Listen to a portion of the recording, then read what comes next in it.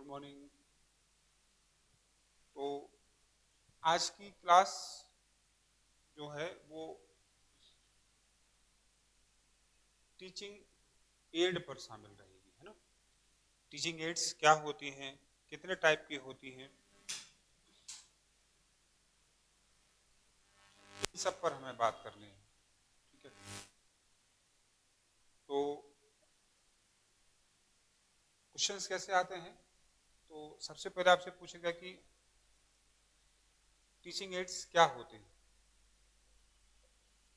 और जो main question है वो टाइप से पूछा जाता है। एग्जाम्पल देके, टूल देके कहेगा कि बताइए कि ये किस तरह का टीचिंग एड्स है, ये आपसे क्वेश्चन बनेगा। ठीक है, तो क्या है इसका जवाब देख लेते हैं। टीचर टीचिंग करते समय डिलीवरी के लिए जो भी equipment plus methods physically use कर रहा है। फिजिकली का मतलब जैसे मैप है, ब्लैक बोर्ड है, या यही इंटरेक्टिव बोर्ड है, इसको IFP बोलते हैं, है ना। तो इस तरह की हेल्प को एटलस है, ग्लोब है, इस तरह से जो भी फिजिकल टूल्स यूज किए जा रहे हैं टीचिंग के दौरान। मेरे हाथ में ये डिजिटल मार्कर पेन है या मार्कर है, ये भी आपके लिए मेरे लिए टीचिंग एड का काम करेगा, है ना। तो कैमरा है जिससे आपको क्लास लाइव मिल रही है, टीचिंग एड का काम करती है। तो इस तरीके से जिन चीज़ों से टीचिंग इजी, इफेक्टिव, फास्ट हो जाती है, उन सभी टूल्स और टेक्निक्स को कहते हैं कि ये क्या है, टीचिंग एड्स होते हैं। ठीक है, तो एक छोटी सी डेफिनेशन है या मीनिंग है, वो आप लोग नोट कर लीजिए। ठीक है, तो एन ऑब्जेक्ट और device used by teacher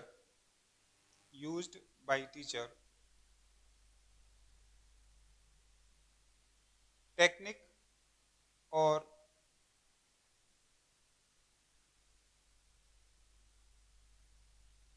teacher, फिर से सुन लीजिए, टीचर टू इनहेंस, टेक्निक को काट दीजिए, to enhance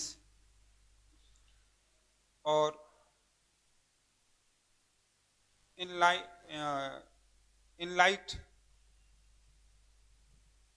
the class.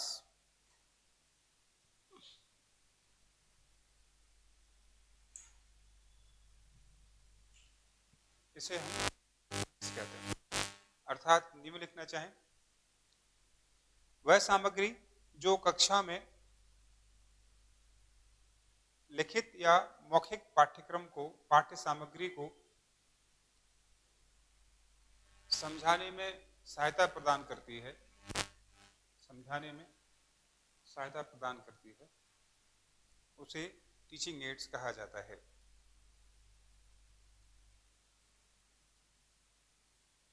Type में जनरली दो चीज आपको देखने को मिलेंगी।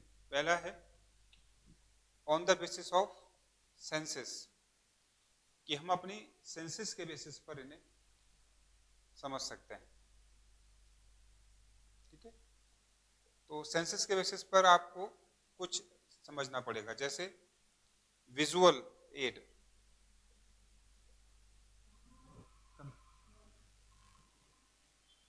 क्लास कितने बजे से? 11 बजे से आई थिंक।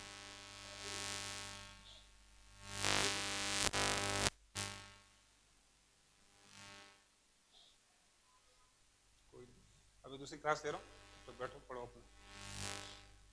ठीक है, तो विजुअल एड्स होती हैं कुछ। एग्जाम्पल आप चाहें तो लिख लेंगे इसका, जैसे चार्ट है, ठीक है, मैप है, ठीक है, मॉडल, जैसे हम लोग इंजीनियरिंग की क्लासेस में ज्यादा बनाते हैं मॉडल्स को, स्लाइड,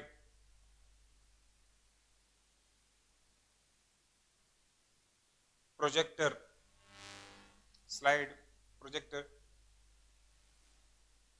ठीक,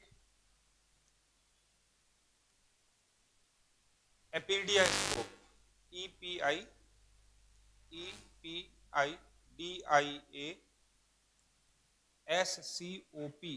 एपीडियास्कोप,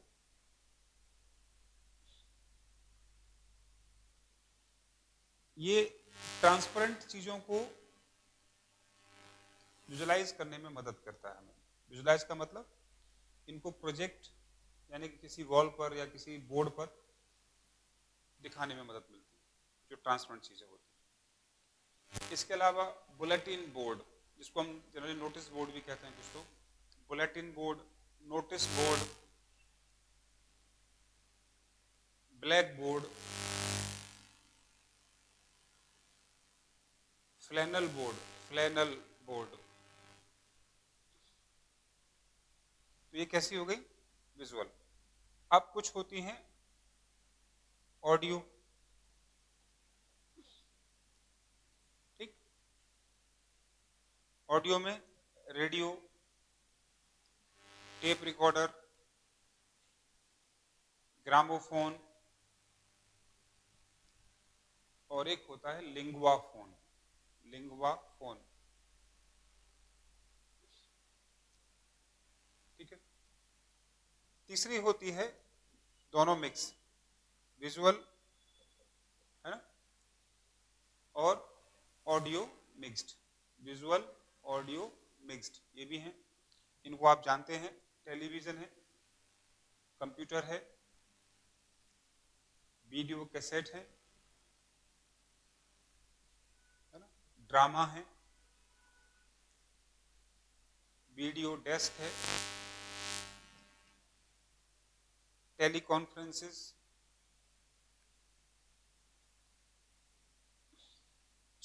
तो ये तो हुआ सेंस के बेसिस पर।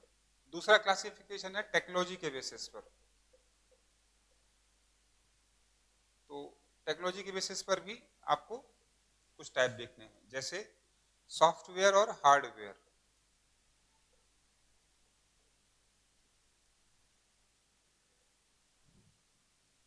ठीक है, या थोड़ा मुश्किल हो सकता है आपको समझना, लेकिन रटना पड़ेगा। ग्राफ, ग्राफ, बुक, चार्ट,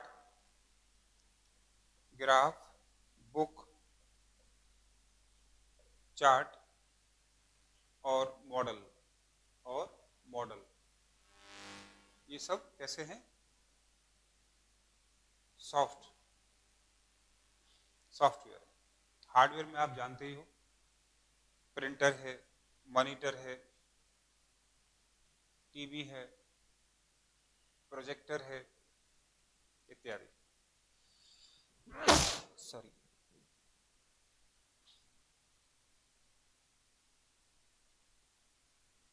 ठीक है, वेरी सॉरी। चलिए, तो ये है कुछ टाइप। इसमें से क्वेश्चन बनता है बोर्ड का यूज सबसे पहले किसने किया, ये क्वेश्चन बनेगा। तो ब्लैक बोर्ड का सबसे पहला यूज जेम्स विलियम्स ने किया। किसने किया? टीचिंग के पर्पज से, टीचिंग एड के पर्पज से जेम्स विलियम्स ने किया। ये क्वेश्चन रटने वाला है, तो रटिए।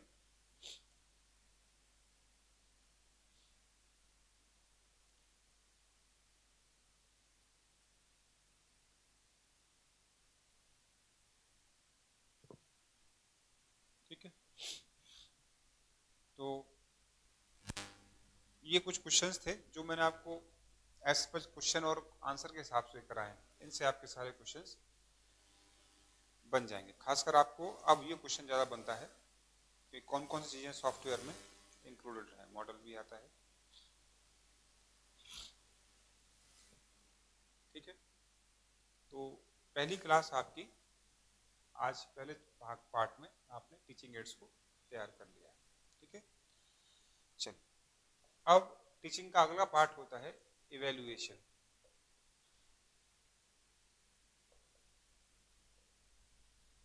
क्या करना है हमें? इवैल्यूएशन करना है। इवैल्यूएशन अच्छा क्वेश्चन बनता है। एग्जाम और इवैल्यूएशन में क्या डिफरेंस है? ठीक है, कौन सा शब्द ज्यादा एप्रोप्रिएट है? तो एग्जाम का मतलब जो सिखाया उसका आपने टेस्ट ले लिया, ठीक है, कि कितना सीखा ये चीज पता लग जाती है, और ये एक बार होता है, बार बार नहीं होता। लेकिन इससे जो इम्प्रूवमेंट है उसके चांसेस नहीं रहते, क्योंकि एग्जाम हो गया। तो आपने जुलाई में सेशन शुरू किया और फरवरी मार्च में आपने एग्जाम ले लिया, अप्रैल मई में रिजल्ट दे दिया, एक साल पूरा हो गया, बच्चा फेल या पास होगा। पास में भी फर्स्ट सेकंड थर्ड ये पता लग जाएगा। लेकिन इसमें सुधार की गुंजाइश क्यों नहीं है? क्योंकि अगर पास हो गया तो अगले साल और आगे बढ़ जाएगा, और फेल होगा तो फिर से रिपीट करना पड़ेगा, तो एक साल बाद रिपीट करना पड़ेगा। इवैल्यूएशन में क्या होता है कि टेस्ट को जब आप रेगुलर कर देते हैं, यानी एक लंबा इंटरवल नहीं करेंगे, आफ्टर सम टाइम, ठीक, उससे क्या होगा, ये चाहे सेशनल होते हैं, सेशनल चलते हैं 3 महीने में एग्जाम ले लीजिए, उससे कुछ इंप्रूवमेंट आएगा तो फिर 6 मंथ में ले लीजिए, फिर 9 मंथ में ले लीजिए, और फाइनली आप 12th में ले लीजिए। इसलिए इवैल्यूएशन थोड़ी सी वाइडर प्रोजेक्ट कॉन्सेप्ट है, और आज इसलिए ये एग्जाम की तुलना में ज्यादा यूज की जा रही है।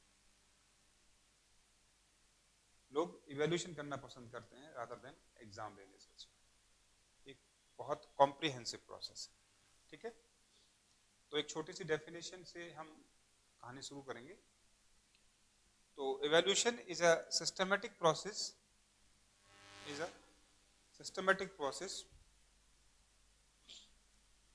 by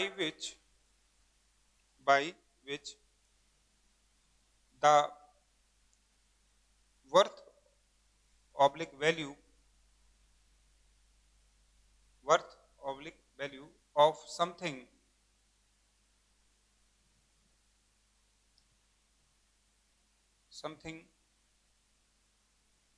ठीक है। तो किसी चीज की जब वैल्यू निकाली जाती है तो उसे हम इवैल्यूएशन कहते हैं। कहां पर? In education. दूसरी डेफिनेशन है,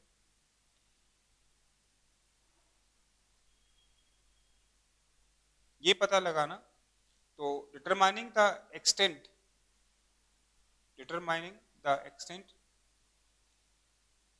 to which a student has achieved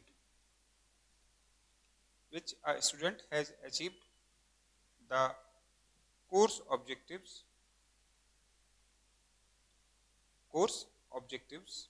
in continuous process, ठीक है। तो जैसा मैंने कहा, इसमें कंटिन्यूटी का होना बहुत जरूरी है। एक और डिफरेंस, एग्जाम में आप केवल एजुकेशनल पार्ट को टेस्ट करते हैं, और इवैल्यूएशन में एजुकेशन के साथ साथ उसके कैरेक्टर, सोशल, साइकोलॉजिकल या पर्सनालिटी वाला पार्ट भी आप इवैल्यूएट कर लेते हैं, उसको भी एग्जामिन कर लिया जाता है, ठीक है। इसलिए इवैल्यूएशन को दो कारणों से एग्जाम या टेस्ट से बेटर माना गया है, एडवांस माना गया है, ठीक है ना बात? तो होपफुली बात समझ में आ गई होगी कि इवैल्यूएशन क्या होता है और क्यों करना चाहिए।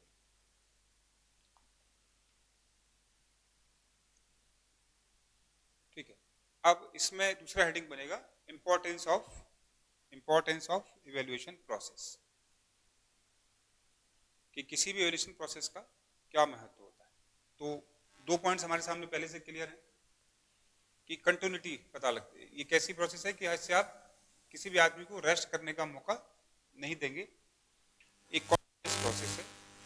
तो जिसका एग्जाम होना है वो रेगुलरली क्या है, एक्टिव रहता है, लास्ट मोमेंट पे एक्टिव नहीं होता। इससे ऑब्जेक्टिव की क्लियरिटी बनी रहती है कि हमें ऑब्जेक्टिव अचीव करना है।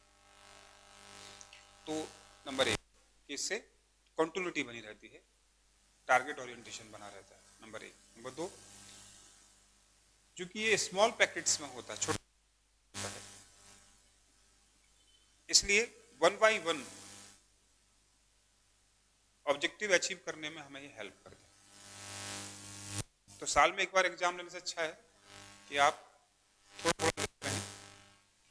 तो इससे क्या होगा कि पूरा सिलेबस एग्जाम में पूछा जा सकता है। अदरवाइज क्या होता है, आपकी जनरली 10 यूनिट होती है सिलेबस में, साल में एक एग्जाम लेना है, तो 10 यूनिट में से सब कुछ पॉसिबल नहीं होता पूछना,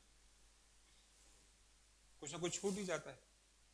तो उससे अच्छा ये है कि हर तीसरे महीने में आप 3 यूनिट ले लीजिए, तो कम से कम बच्चे पे बर्डन नहीं है कि बाकी 7 एक साथ पढ़नी पड़ेंगी।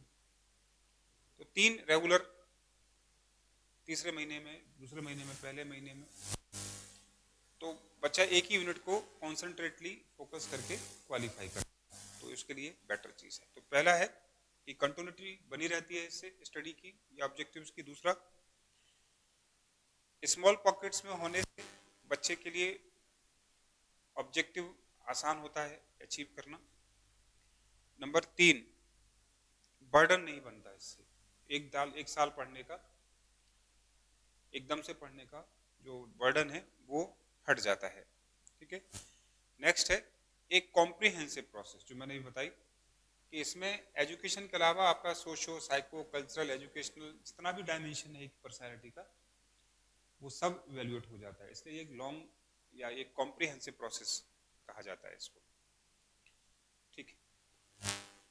ऑब्जेक्टिव ओरिएंटेड होती है। ऑब्जेक्टिव ओरिएंटेड का मतलब क्या है कि इसमें केवल एजुकेशन के अलावा और भी ऑब्जेक्ट्स हैं, तो वाइड ऑब्जेक्टिव्स के लिए काम करते हैं इसमें हम लोग, नंबर 1। दूसरा ऑब्जेक्टिविटी का मतलब इसमें क्या है कि एक बार लेंगे तो सारे डायमेंशंस आप क्लियर नहीं कर पाएंगे, ना आप एग्जाम में पूछ पाएंगे ना बच्चा एक साथ बता पाएगा, तो इसलिए सबके लिए एक जैसी हो जाती है। तो इसका एडवांटेज सारे बच्चों को मिलता है। फॉर्मेटिव प्रोसेस है अगले एग्जाम्पल, अगली फीचर क्या है, ये फॉर्मेटिव एग्जाम्पल है, फॉर्मेटिव प्रोसेस है। अब फॉर्मेटिव प्रोसेस क्या होती हैं, किसे कहते हैं फॉर्मेटिव प्रोसेस, जिससे कुछ बिल्ड होता हो। तो इससे बच्चे का केवल एजुकेशनल लेवल बिल्ड नहीं हो रहा, बल्कि उसका सोशल, कैरेक्टर, साइकोकल्चरल सारे डायमेंशन बिल्ड हो रहे हैं। अच्छी चीज है। ठीक है। अगला, आप देख रहे हो कि हर तीसरे महीने में, दूसरे महीने में, चौथे महीने में बच्चे का एग्जाम ले रहे हैं। इसका मतलब स्टूडेंट सेंट्रिक है। इसमें टीचर का बर्डन बढ़ जाता है, लेकिन बच्चे के लिए बर्डन कम हो जाता है। इसलिए इसको स्टूडेंट सेंट्रिक भी मान लिया गया है, स्टूडेंट के भले की चीज है। और लास्ट में है इंटरएक्टिव डिसीजन। अब इंटरएक्टिव का मतलब क्या है, जैसा मैंने कहा कि स्टूडेंट के एजुकेशन के अलावा उसका जो सोशल कैरेक्टर है, यानी उसकी फैमिली से भी आपकी यह बातचीत हो जाती है। इसलिए स्कूल कॉलेजेस में अब क्या मैंडेटरी हो गया है लगभग कि पेरेंट्स मीटिंग होती है। पेरेंट मीटिंग का पर्पज ये है कि बच्चा स्कूल में कैसा करेगा ये डिपेंड करता है कि वो घर में कैसा सीख रहा है, देख रहा है, कर रहा है। तो स्कूल वालों को बच्चे में अगर कोई रिफॉर्म चाहिए तो वो पेरेंट्स की हेल्प के बिना भी नहीं हो सकता। तो इसलिए कुछ समय बाद पीएम रखी जाती है, यानी पेरेंट्स मीटिंग रखी जाती है। इससे ये और इंटरेक्टिव होने लगती है, बच्चे के और डायमेंशंस के बारे में भी पता लगने लगता है। ठीक है। तो ये है इंपॉर्टेंस ऑफ इवैल्यूएशन प्रोसेस। अब इसी में तीसरा टॉपिक है कैरेक्टरिस्टिक्स ऑफ इवेल्युएशन। किसी भी इवेल्युएशन में क्या क्या क्वालिटी होती हैं या होनी चाहिए, इस तरह से भी आप इसे देख सकते हैं। नंबर 1, बहुत जरूरी है वाला टॉपिक तैयार करना आपके लिए। पहला है रिलायबिलिटी या क्रेडिबिलिटी, विश्वसनीयता। इसका मतलब क्या है? एक अच्छी इवैल्यूएशन प्रोसेस वो है कि सपोज करिए एक बच्चे ने 20 क्वेश्चंस अटेम्प्ट किए और उसने लगभग ये काम 15 पेजेस में या 20 पेजेस में ही कर दिया। अब ए टीचर ने उसको इवैल्यूएट किया और 60 आउट ऑफ 100 दे दिया। अब उसे ध्यान रखना है कि अगर यही कॉपी टीचर एक्स क्रिएट अगर इवैल्यूएट करे तो 60 के 62 हो सकते हैं या 60 के 58-57 हो सकते हैं। इससे ज्यादा का वेरिएशन नहीं आना चाहिए। जेड भी चेक करे तब भी यही होगा कि 59 हो जाए था 59, इधर 61 हो जाए, चलेगा। इससे पता लगता है कि ए ने टीचर को बिल्कुल सही ढंग से इवैल्यूएट किया। इसको क्रॉस एग्जामिन भी कह लेते हैं आप, जरूरी। इससे पता लगता है कि टीचर ने कॉपी बड़ी ईमानदारी से चेक की है, कोई बायसनेस उसके अंदर नहीं। तो इवैल्यूएशन प्रोसेस में टीचर को न्यूट्रल होना बहुत जरूरी है और वो ये काम प्रोसेस जो इवैल्यूएशन प्रोसेस है उससे करता है, उससे भी करता है, पढ़ाते समय भी करता है कि कोई बायसनेस नहीं है, किसी के साथ कोई डिस्क्रिमिनेशन नहीं है, और कॉपी चेक करते समय भी या उसका टेस्ट लेते समय भी वो बायस फ्री है। दूसरा, वैलिडिटी। इवैल्यूएशन की दूसरी क्वालिटी क्या है कि ये वैलिडिटी होनी चाहिए इसमें। वैलिडिटी का मतलब क्या है, कैसे इवैल्यूएशन वैलिडेट करता है? तो दो तरीके से वैलिडेट करता है। नंबर 1, वही क्वेश्चन पूछिए जो सिलेबस से में दिए गए हैं, या सिलेबस जो पढ़ाया है उसी में से क्वेश्चन पूछिए, तभी आपका इवैल्यूएशन वैलिड माना जाएगा। अगर आपने आउट ऑफ सिलेबस क्वेश्चन पूछा, इसका मतलब आप इवैल्यूएशन आप अच्छे से नहीं कर पाए, ये गलत इवैल्यूएशन है। सही कौन सा होगा? जो पढ़ाया है क्वेश्चन उसी में से पूछे जाए। ठीक है। नंबर 2, जिस सब्जेक्ट का आपने टेस्ट रखा है या इवैल्यूएट करना है उसी सब्जेक्ट को पूछिए। ऐसा ना हो कि आपने बायो सब्जेक्ट हो तो आपने बायो केमिस्ट्री पूछ ली है ना, ऐसा नहीं होना चाहिए। बायो है तो बायो ही पूछिए, केमिस्ट्री की जरूरत नहीं है, ये माइक्रोबायोलॉजी नहीं पूछना है। इन दो चीजों का ध्यान रखने से आपका जो इवैल्यूएशन है वो कैसा हो जाता है? साइंटिफिक, वैलिडेट करने लगता है, कोई भी उस पर ट्रस्ट कर लेता है। तीसरा है डिफरेंशिएशन। डिफरेंशिएशन क्या होता है कि जब इवैल्यूएशन करें आप तो पेपर का लेवल 3 तरह का रखिए या 3 तरह के बच्चों को ध्यान में रख के रखिए। जो बहुत अच्छा बच्चा है, एक्स्ट्राऑर्डिनरी है, ऐसे क्वेश्चन भी रखिए। जो मीडियम लेवल का बच्चा है वो भी आपका क्वेश्चन अटेम्प्ट कर ले, और जो लो लेवल का है उसके लिए। यानी कोई पेपर ऐसा ना हो जिसमें क्वेश्चन बहुत लेमैन टाइप के पूछे, तो उसमें फायदा किसको होगा? लो वाले को होगा। ज्यादा पढ़ने वाला नुकसान में रहता है हमेशा। अगर क्वेश्चन पेपर का स्टैंडर्ड बिलो है तो पढ़ने का फायदा क्या होगा? आपने कुछ पूछा ही नहीं। उल्टा आप पेपर और हाई फाई बना देंगे तो फायदा किसको होगा? ज्यादा पढ़ने वाले को, लो वाला लॉस में रहेगा। इसलिए नेचर ऑफ क्वेश्चन तीनों तरह के स्टूडेंट्स के ध्यान में रखकर बननी चाहिए, तभी आपका जो एग्जाम है या जो मेथड है वो डिफरेंशिएट होगी। ठीक है, ये मतलब होता है डिफरेंशिएशन। ठीक है। नेक्स्ट है टोटलिटी।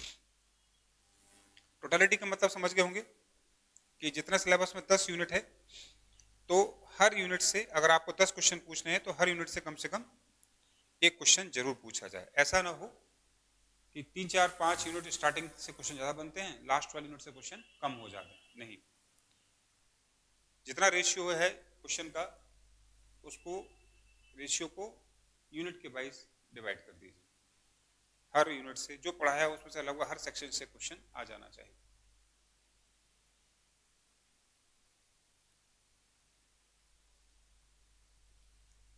नेक्स्ट, पर्पजफुलनेस। पर्पजफुलनेस का मतलब क्या है? जिस पर्पज से पढ़ाया गया था वो पर्पज सॉल्व हुआ है नहीं, ये पता लगाना चाहिए।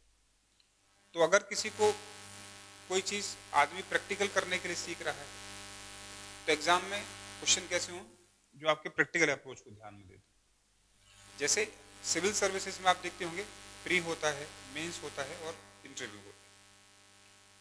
तो मेरिट और इंटरव्यू से ही क्या बनती है? मेरिट। प्री नहीं शामिल करते, क्योंकि प्री का पर्पज आपका इवैल्यूएशन करना नहीं है। प्री का पर्पज क्या है? नॉन सीरियस कैंडिडेट को हाइट से बाहर करना है। 10 लाख लोग फॉर्म भरते हैं तो 10 के 10 लाख तो सीरियस नहीं हो सकते, और इतने लोगों का मेंस लेने का कोई लॉजिक भी नहीं बनता डायरेक्ट।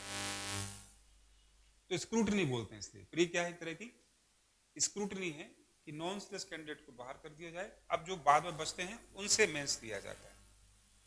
तो इनसे क्या पता लग गया मेंस में लेने मुख्य परीक्षा से कि उसकी विषय की, एक व्यक्ति जिसको कुछ विषय पढ़ने के लिए दिए गए तो वो दिए गए मैटर को कितना समझ पाया और लिख पाया। इसलिए मेंस हमेशा कैसा होता है? लिखित होना चाहिए, ऑब्जेक्टिव की तरह से नहीं बल्कि रिटन, जिससे आपके किसी विषय को समझने की क्षमता का विश्लेषण कर लिया जाता है कि आप किसी। तो फिर इंटरव्यू या पर्सनालिटी टेस्ट क्यों होता है? ये चेक करने के लिए कि आपकी किन परिस्थितियों में आप कैसा काम करेंगे, किन परिस्थितियों में आप रेस्पॉन्स कैसा करेंगे। एसपी बना दिया जाए, हाथ में पिस्टल दे दी जाए तो क्या सबको मार देंगे? छोटी छोटी बातों पर बंदूक चला देंगे? नहीं। ये कैसे चेक करेंगे? ये रिटन से चेक नहीं हो सकता, ये आपके 15, 20 मिनट, 25 मिनट से भी नहीं होता, लेकिन बेसिक आइडिया लग जाता है कि किस पर्सनैलिटी का हिस्सा है या किस पर्सनैलिटी का व्यक्ति है। तो चूंकि ऐसा आदमी चाहिए इसलिए टेस्ट भी वैसा रखा है ना। कैटेगरी 4 में इंटरव्यू हटा दिया गया। क्यों हटा दिया गया? क्योंकि वहां पर्सनैलिटी से कोई बहुत लेना देना नहीं है। 4th लेवल के जो काम 4th कैटेगरी के, उन कामों में इंटेलेक्ट का यूज बहुत ज्यादा नहीं करना पड़ता। तो एक बेसिक इन्फॉर्मेशन पता लगा लीजिए, अपॉइंट कर दीजिए, तो उसको इंटरव्यू लेने से कोई लॉजिक नहीं बनेगा। समझ में आई बात? तो जैसा पर्पज है उस पर्पज के अकॉर्डिंग क्वेश्चन पेपर को सेट करिए। मोड ऑफ क्वेश्चंस वैसे ही होने चाहिए। नेक्स्ट है ऑब्जेक्टिविटी।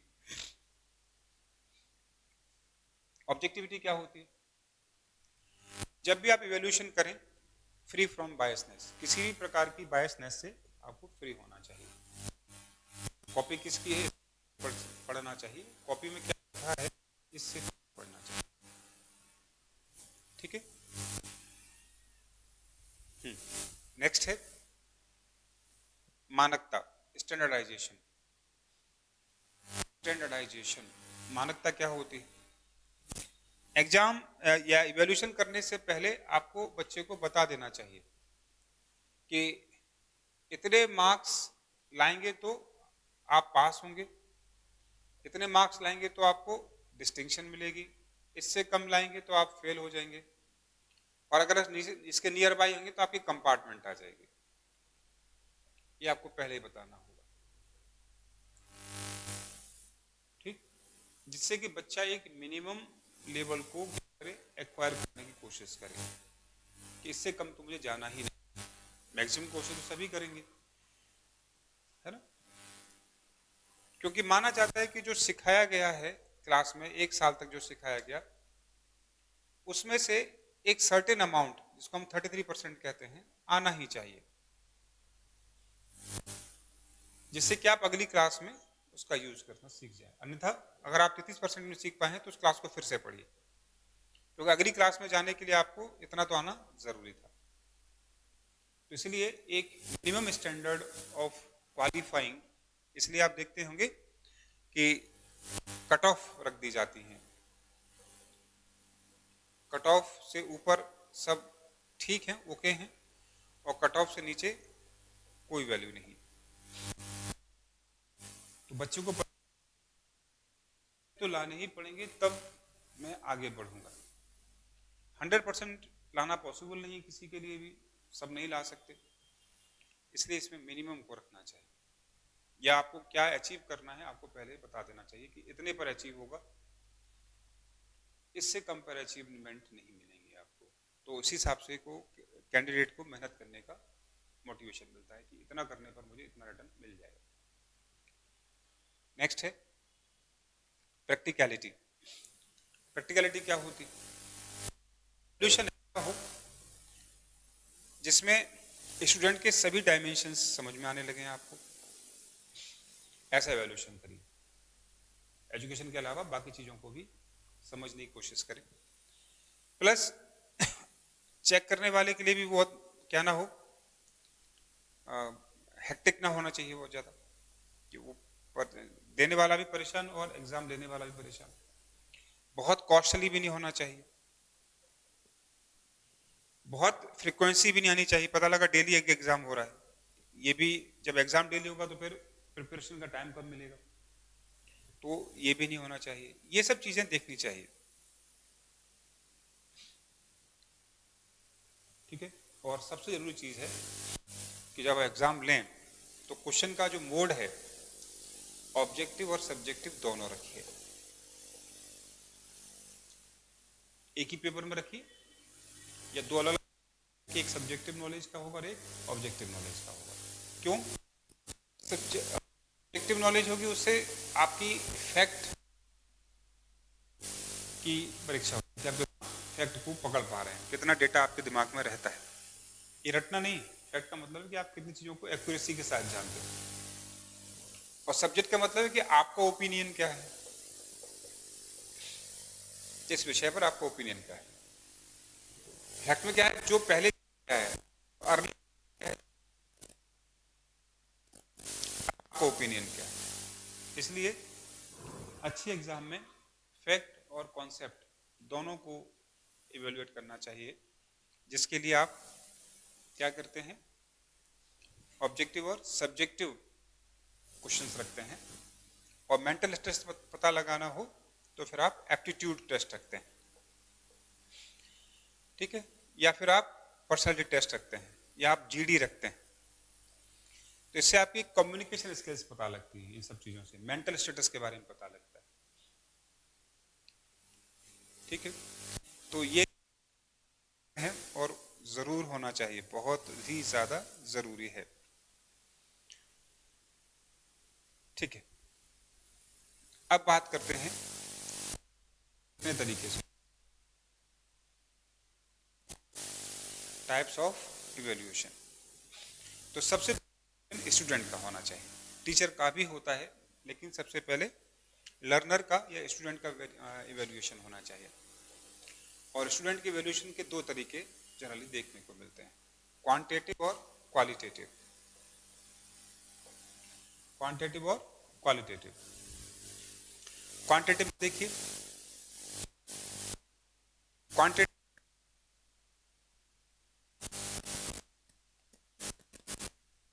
वर्बल, ये तीन तरीके से वाइवा ले रहे हैं, ठीक है, कोई प्रैक्टिकल कराने को दे दिया है, ये आपसे आंसर लिखवाया जा रहा है। ये सब कैसे हैं, इससे आपकी बच्चे की फैक्ट को पकड़ने की, फैक्ट के बारे में एक बेसिक, इसको क्वांटिटी है। दूसरा होता है मेथड, ये ज्यादा पूछा जाता है। क्वालिटेटिव इवैल्यूएशन में क्या होता है कि बच्चे के ऑब्जर्वेशन, बच्चे को ऑब्जर्व किया जाता है, टीचर कैसे इवैल्यूएट कर रहा है। कई बार जो चीजें रिटर्न से सामने नहीं आती, क्योंकि बच्चा रट के आ सकता है, प्रैक्टिकल भी रटाया जा सकता है, वर्बल का तो कहना ही क्या है। तो ऑब्जर्वेशन से कई चीजें वो चीज दिखने लगती हैं जो एब्स्ट्रैक्ट नेचर की होती है, जिनको बच्चा रट नहीं सकता। तो कई बार evaluation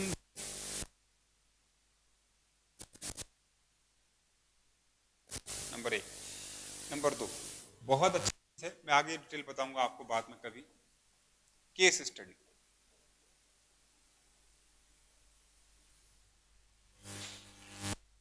स्कोपिक intense vertical study of idea of a subject with whole dimension. आप किसी भी एक चीज को क्या करते हैं, चारों तरफ से देखने की कोशिश करते हैं, तो स्टडी वाइड नहीं हो पाती, यानी डिटेल में, बल्कि इंटेंस होने लगती है। एक ही चीज के बारे में सब कुछ जान लेना ही इंटेंस स्टडी, ठीक है। इसे कहते हैं केस स्टडी। जैसे मैंने कहा, मैं बाद में जब आप रिसर्च पढ़ेंगे तब मैं बात करूंगा वहां पर कि केस स्टडीज क्या होती हैं, ठीक है। अगला होता है क्या बोलते हैं इसको, जांच सूची। जांच सूची का मतलब टेस्ट जो चार्ट होते हैं उनसे, है ना। अब टेस्ट चार्ट कई तरह से काम कर सकते हैं। टेस्ट लिस्ट,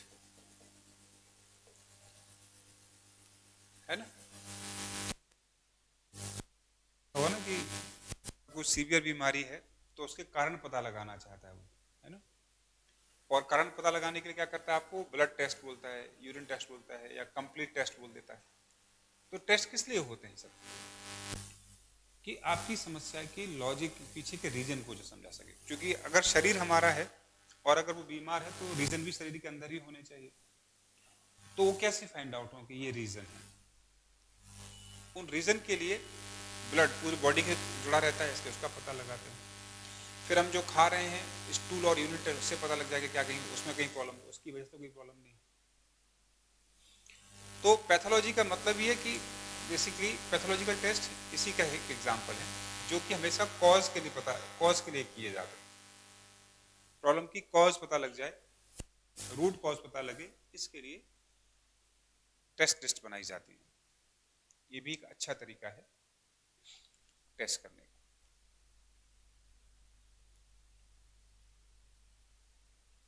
ठीक है। और दूसरा इवैल्यूएशन है टीचर इवैल्यूएशन। अच्छा हाँ, क्वालिटेटिव में एक चीज छूट रही है, वो भी लिख लो, रेटिंग। किसी को रेटिंग देना भी क्वालिटी इवैल्यूएशन होता है, ठीक है। चलिए आगे बात करेंगे टीचर इवैल्यूएशन की। तो उसमें कुछ खास नहीं है, इसमें केवल आप एक काम करिए, ऑब्जेक्टिव ऑफ टीचर इवैल्यूएशन लिख लीजिए, बस इससे काम हो जाएगा आपका। पहला है to make sure that committed और devoted to his work. Teacher का इवैल्यूएशन इसलिए कराया जाता है कि अपने काम के लिए क्या रहे, वो ओरिएंटेड रहे, डिवोटेड रहे, इसलिए कराया, ठीक है। Number two use new tactics, new equipments और न्यू टीचिंग एड्स। टीचर क्या करे, अपने आप को अपडेट रखे, इसलिए इवैल्यूएशन करना जरूरी है। अपडेट का मतलब नॉलेज वाइज भी, और वो बताने के तरीकों को भी अपडेट करता रहे। जैसे कोरोना से पहले हम लोग ऑफलाइन चल रहे थे, ऑनलाइन है, तो इससे क्या हुआ है, चीजों को बताना इजी हो गया, स्मूथ, रीचेबिलिटी बढ़ा रीच, लेकिन थोड़ा बताना आसान हुआ, पहले से कंपैरेटिवली इजी है, चीजों को बेटर ढंग से बताने में मदद मिल रही है, ठीक। तो हमेशा नई टूल और टेक्निक्स तभी यूज करेगा जब उस पर प्रेशर होगा कि उसका भी मूल्यांकन हो रहा है। Number 3, to increase his qualities. ये अच्छी चीज है। हो सकता है कि टीचर में पहले से कई सारी क्वालिटी है, इसका मतलब ये नहीं कि और ऐड नहीं होनी चाहिए, ऐसा तो नहीं, ऐड भी और होनी चाहिए। तो और क्वालिटी ऐड करनी है, या जो क्वालिटी है उनको ही इनहेंस करना है, इसलिए भी टीचर का इवैल्यूएशन करना जरूरी होता है। तो 3 पर्पज से टीचर के इवैल्यूएशंस भी होने चाहिए, क्योंकि टीचर भी बेसिकली स्टूडेंट ही है, वो कोई गॉड तो है नहीं कि सब कुछ जानता है। तो अगर वो बेसिक स्टूडेंट है तो उसके भी इवैल्यूएशंस होते रहने चाहिए,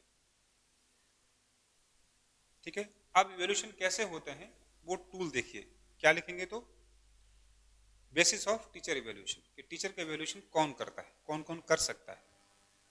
नंबर 1, सबसे बेस्ट इवैल्यूएशन है बच्चों का रिजल्ट। बताता है कि टीचर कैसा है।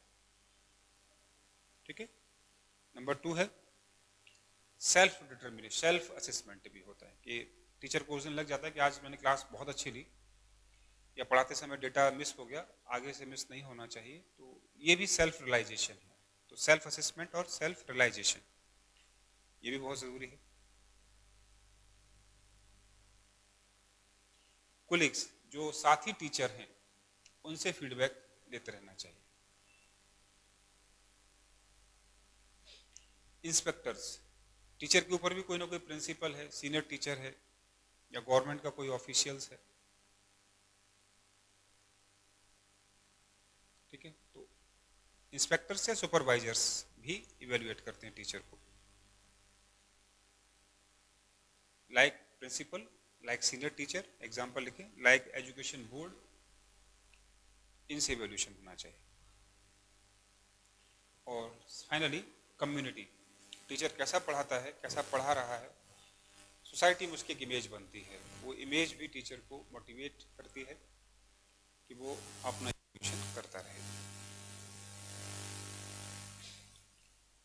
ठीक है। तो ये है आपका टीचिंग एप्टीट्यूड का आज का लास्ट क्लास। कल से हम लोग सेकेंड यूनिट स्टार्ट करेंगे कम्युनिकेशन की। ठीक है। तो आज के लिए इतना सफिशिएंट है, कल फिर क्लास में मिलते हैं।